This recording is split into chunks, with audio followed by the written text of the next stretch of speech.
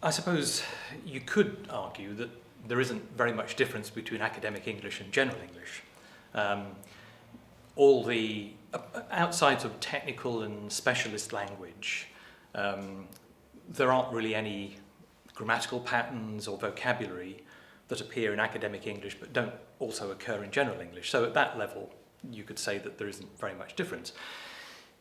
But there are differences obviously in frequency. So if we take words like procedure, process, system, then they occur much more frequently in academic language than in general language, and that becomes the sort of the focus of academic language because they're more frequent and therefore more important.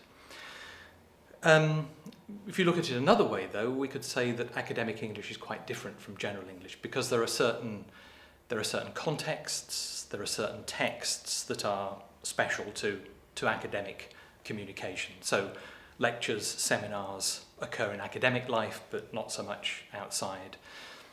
Texts as well, essays, dissertations occur in an academic context, but not in a general context. So it's the features of those contexts, lectures, seminars, and the texts like essays and dissertations that become the material for teaching English for academic purposes.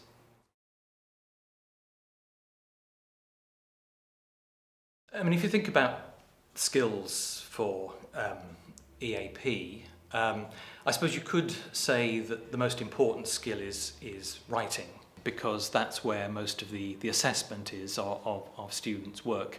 But obviously a lot of other skills go into being able to write successfully, reading, listening, interacting with tutors and fellow students as well.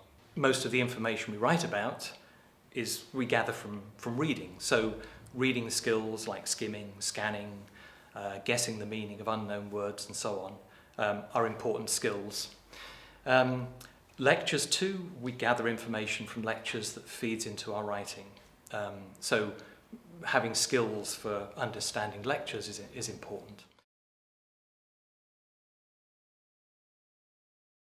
Different disciplines to some extent communicate in different ways.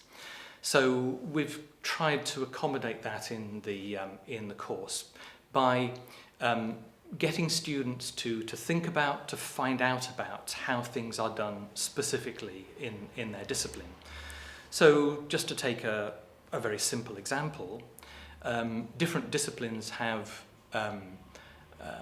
different attitudes to the use of I in their writing. So some subject areas like education tend to allow the use of I and are quite happy with kind of a personal statements, whereas other subjects like engineering tend to avoid the use of I. And again, trying to get students to find out about what happens in their own discipline is very much a feature of the course. We've tried to make it an integrated skills approach. So it's looking at reading, writing, speaking, listening, looking at academic culture, working in an academic environment. Whereas a lot of other previous material has tended to focus on one skill, so writing or reading and so on. Another thing that to some extent differentiates the material from what's come before is authenticity, and we've very much tried to make as much of the material as possible authentic. So there are authentic lectures, the reading texts are authentic, because students are going into their academic programs and are not going to be encountering material that has been filtered for vocabulary. They're going to get the full material that native speakers and will have to read. So to help them prepare for that moment, we've tried to focus on authentic material. The other thing that we've tried to do is to consider current thinking in research, and have tried to reflect this current thinking in the material. So areas like genre analysis and phraseology and the sort of the academic socialization for students to become members of an academic community.